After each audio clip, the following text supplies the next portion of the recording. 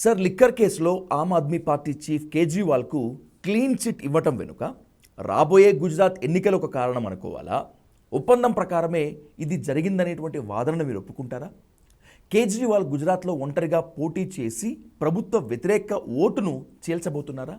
ఇంత పెద్ద కేసును ఇంత ఈజీగా ఎలా కొట్టిపడేశారు సార్ అసలు? అంటే ఇలా అంటే గుజరాత్లో ఆమ్ ఆద్మీ పార్టీ పోటీ చేయడం వల్ల బీజేపీకి లాభం ఉంటే ఉండవచ్చు, కాదని ఎవరు అన్నారు. ఎందుకంటే అక్కడ కాంగ్రెస్ పరిస్థితి బీజేపీ ఉంది కనుక బీజేపీ వ్యతిరేక ఓటు చీలకుండా ఉండేందుకు ఆమ్ ఆద్మీ పార్టీ కాంగ్రెస్ కలవాలి.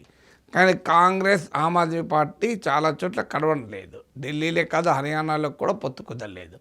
అందువల్ల యాంటీ ఇన్కంబెన్సీ ఓటు చీలితే ఖచ్చితంగా బీజేపీకి లాభం. కానీ అది ఆ రకమైన కంక్లూజన్, అంటే బీజేపీతో కుదిరిన డీల్లోనే ఆప్కు ఈ కేజ్రీవాల్కి రిలీఫ్ దొరికింది అన్న కంక్లూజన్ మనం ఏ ఆధారం లేకుండా చేయలేము. అలా అని చెప్పి ఆమ్ ఆద్మీ పార్టీ ఎక్కడా పోటీ చేయకూడదు, కాంగ్రెస్ విజయానికి దోహదం చేస్తూ ఉండాలి అని చెప్పగలమా? ఇప్పుడు ఆమ్ ఆద్మీ పార్టీ రేపు పంజాబ్లో ఉంది, కాంగ్రెస్ను ఓడించే కదా అక్కడ అధికారంలోకి వచ్చారు. ఢిల్లీలో కాంగ్రెస్ను ఓడించే అధికారంలోకి వచ్చారు, కాంగ్రెస్ను బీజేపీని ఇద్దరు ఓడించే అధికారంలోకి వచ్చారు. సో అందువల్ల ఇక్కడ కూడా కాంగ్రెస్ని బీజేపీని ఓడించి అధికారంలోకి రాకూడదు నేను లేదు కదా. గుజరాత్లో కూడా ఇప్పుడు ఆ వాతావరణం లేదనుకోండి. అందువల్ల పొలిటికల్గా మా కాంగ్రెస్ పార్టీని గెలిపించాల్సిన బాధ్యత మిగతా పార్టీలు ఎట్లా తీసుకుంటాయి? ఆమ్ ఆద్మీ పార్టీ తీసుకోదు కదా. సో ఎవరి పార్టీ, రెండు వేరు పార్టీలు ఖచ్చితంగా పోటీ చేస్తారు.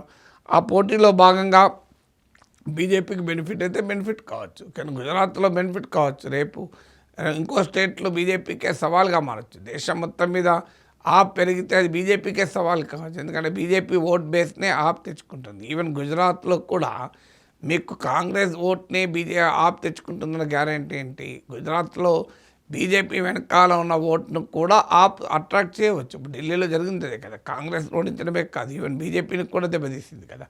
అందువల్ల అలాంటి కంక్లూజన్లకు మనం ఏ ఆధారం లేకుండా రాలేము కదా.